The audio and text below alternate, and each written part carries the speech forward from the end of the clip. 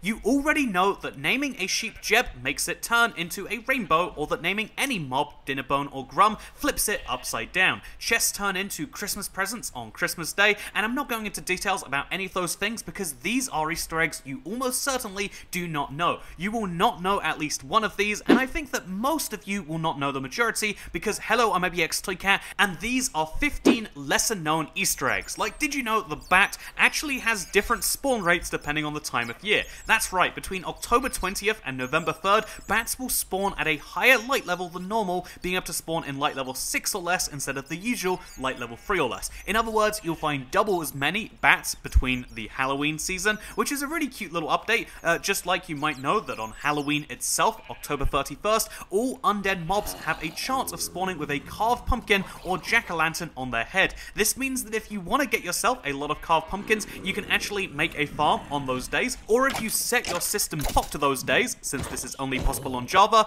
you will be able to get yourself more carved pumpkins and jack-o'-lanterns. I think that's really fun, but I think what's more fun is this Mojang logo you can place onto banners. You've probably seen this somewhere before, you've probably even seen that the recipe is called The Thing, but have you ever wondered why it's called that? So if you're wondering as to why the former Mojang Studios logo has the in-game title of The Thing, it's because Mojang is actually a Swedish word for gadget or thing. So this is the gadget, this is the thing, this is the English translation of Mojang, and that should be all the proof you need to know that Notch was probably a little bit lazy when setting up this company all those years ago. Speaking of all those years ago, you might not know this, but if you look at the chiseled blocks in Minecraft, you can see subtle designs of different mobs. You probably know about the creeper for sandstone, the red sandstone has the wither, but you might not know that the deep slate has an old design of the warden kind of mixed in there, the nether bricks have a wither skeleton, the polished blackstone has a piglin in there, which I think it's a cute little looking one, but the stone brick is the only chiseled block which doesn't have a mob design on it. You might think when immediately looking at it. However, I think that it's entirely possible that this is meant to represent either a guardian. I mean, here's a guardian, here's the stone brick. This is Harrison's idea. My idea is that the stone brick actually represents the shulker. I mean, it's a box with a tiny little mob on the inside of it, right? Let me know which you think is more likely. Is it a guardian or is it a shulker box? Or a third possibility, it's some future mob of some form. Or a fourth possibility is honestly they started chiseling blocks long before sandstone, and it's only after that block that they've started to throw mob designs on there. I mean, the texture did come out before either of those mobs existed in Minecraft, so it could have just been a cute texture where after they added the chiseled sandstone, they started adding on the designs as the defining pattern, and then maybe they've decided mentally this is something, or maybe it isn't. Speaking of something or isn't, Excited ZE is something that probably means nothing to you, but if you're playing Java Edition and you type this into the crafting table recipe book search field, the game language will actually change to pirate speak. The reason for this is because Excited ZE is the username of a former Mojang employee, Maria Lemon. Yeah, she's left Mojang. You might not have known that, kind of sad, but she was a big fan of pirates, and so she added this little Easter egg, and it's been left in the game ever since. I think it's cute, maybe you think it's cute, but maybe you already knew it. Maybe you're the Easter egg man, and you're thinking to yourself, these aren't Easter eggs, I knew all of these, and if you're really into Minecraft, then we'll get into some more interesting ones that maybe even you are less likely to know, because using the /item replace command on Java, you can place any item or block into your armor slots, but most of these are not programmed to actually render. If you put, say, a oak plank as your head, it's not actually going to show on your skin, but using the item replace command to place an end rod or a spyglass, you can have a horn, which looks like this. Steve the unicorn, as you can see. You can place a fish on your skin to make it look like a microphone. I mean, this is kind of a stretch. It mostly just looks like you were eating fish earlier and you got it stuck to the side of your mouth. But still, I mean, I like it. The white banner can make you look like a Pillager captain. I mean, I see this and I personally think this is just meant to be the French Steve design, but also you can tell that putting a bone on your skin will make it look like you're a dog who is just eating the bone desperately. Also, leads will render around the eye like a monocle. I mean, it's technically true. The feathers will stick at the back of the head. Won't be making any comments about who this looks like, while the oak fence gate looks like... It's meant to look like a pair of glasses, but I'm not sure that's what this is.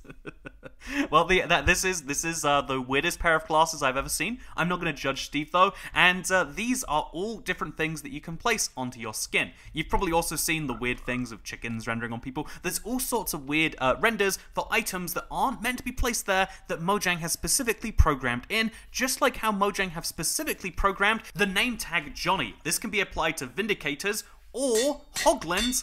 If you place this name tag on them, they'll be hostile to every single mob. This is a reference to the horror film The Shining, and I'm not going to pretend that I know the movie, but I can say, here's Johnny, and I think that's a reference to it. Speaking of references, one of the splash texts that Minecraft has is, "This message will never appear on a splash screen, isn't that weird?" On the Java edition, this can only be found by going through the game files. However, in the legacy console editions, this splash does actually appear, which could either be a bug or it could be a fun joke from 4J Studios. It's never been confirmed, and we'll never know unless they come out and say that. Speaking of things we'll never know about, cave14.ogg, the cave ambient sound 14, Minecraft uses OGG files, which are, you know, weird side note by itself, but did you know cave14.ogg can be put through a spectrogram? When most songs go through that, they look like this, but cave14.ogg looks like this. This is a really cute Easter egg. I mean, who is this even for? How often are you placing Minecraft files for a spectrogram? I mean, clearly not often enough if you didn't know about this one. Speaking of often enough, another interesting Easter egg sound is to do with the Crimson Forest, and I'll let the developer explain it.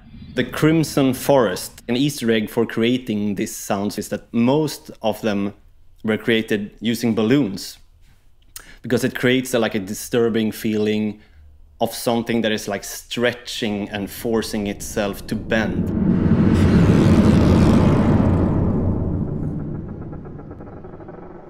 I genuinely never noticed that was just a balloon being stretched before, but once you've heard it, you can't go back. Speaking of things you can't go back to, the rabbit actually had a secret variant which existed before called the Killer Rabbit Bunny. This is a reference to the Killer Rabbit of Car Banog, which was a reference to Monty Python and the Holy Grail. It used to be in the vanilla game, but it was removed because it was an unnecessary random death event. As developers explained it at the time, if 1 in every 10,000 of these bunnies started attacking the player, then 1 in every 10,000 of Minecraft's new players might run into one of these and be attacked by the wildlife and have a significantly more negative opinion on Minecraft. I think that's hilarious to picture personally, like, you know, a 10-year-old gets Minecraft for Christmas, they're so excited to play the game, and then they get attacked by a rabbit and die. I love that. And then if it's near your spawn location, he'd keep attacking you, and you decide, I don't like Minecraft, and maybe you'd stop playing it. It does seem a little unnecessary, but I think that it's very fun, and it's also only accessible via commands now because of this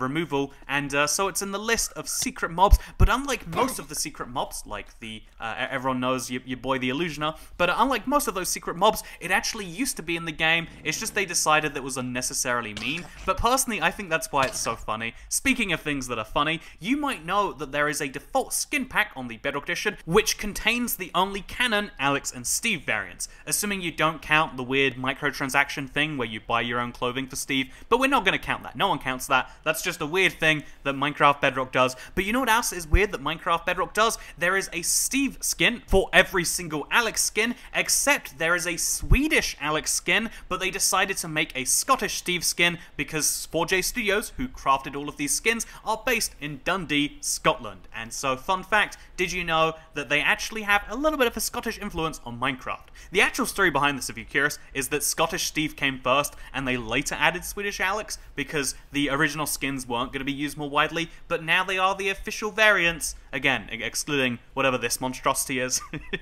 I made a video forever ago about spending $10 on my skin, and I still have it as one of my 5 default skins because I'm that insistent that you know what is this? This is a reminder that microtransactions in Minecraft are incredibly weird. Just use the Scottish Steve skin. It's free. Speaking of free things, there is a 0.01% chance that after loading Minecraft Java Edition, the title screen, instead of saying Minecraft, will say Minecraft. If you've been playing Minecraft every single day for the last 10 years, you still have only had a 1 in 3 chance of ever running across this. And if you're curious as to how this actually displays, like do they have a whole separate logo just for this, the way the Minecraft logo is stored is it has 2 separate halves. There is the raft part and there is the Mineck part, which obviously they just have a separate variant that is mince instead of Mineck. And so wow, now you know the ins inside workings of it. Speaking of the inside workings, a lot of the game's textures are visible to the player, looking like this, for example, with the Guardian and Elder Guardian, but if you look inside the texture files, you'll find there's sometimes unused bits, and in the case of the Elder Guardian and the Guardian, it says Jeb in the bottom right. Jeb was really proud of these monsters. Honestly, I'm still proud of these monsters. It's when Minecraft said, what if everything wasn't perfectly realistic, and the end result is still one of Minecraft's most interesting structures or mini-bosses or whatever you want to call it, and so this is not just exclusive to those two mobs,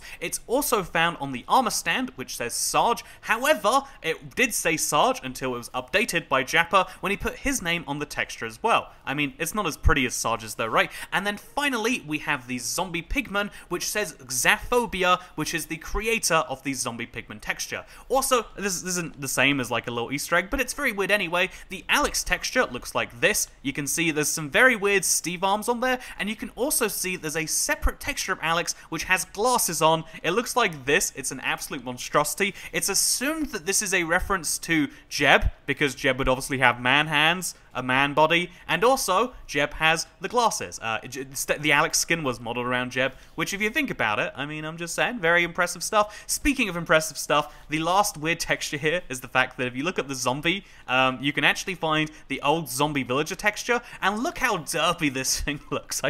I enjoy it a lot personally, just like how you might enjoy this 15th most secret of Easter eggs. This is really, really undercover stuff. If you knew about the other 14 somehow, I guarantee you haven't heard of this one, because in 2021, it was very subtly mentioned that we'd be getting a brand new mob that would change the game completely, the Firefly. However, again, in very small underground news, they confirmed that this would actually be poisonous to frogs in real life, and they couldn't add animal cruelty to the game. So instead, they made frogs eat cubes of boiling hot magma instead, as that is much more animal friendly. Not many people heard about those Fireflies though. It was a very small announcement, so I thought I'd share with you these secret leaked images of what they would have looked like in Minecraft. And so yeah, just as a last item on the list, here's one you definitely didn't know. I hope that you all enjoyed this video regardless though, of course. If you did, you can tweet me pictures of your skins wearing the oak fence gates. I love how ridiculous they look. Thank you, and thank Harrison for putting together some of these, because I'll see you in the next one. Goodbye.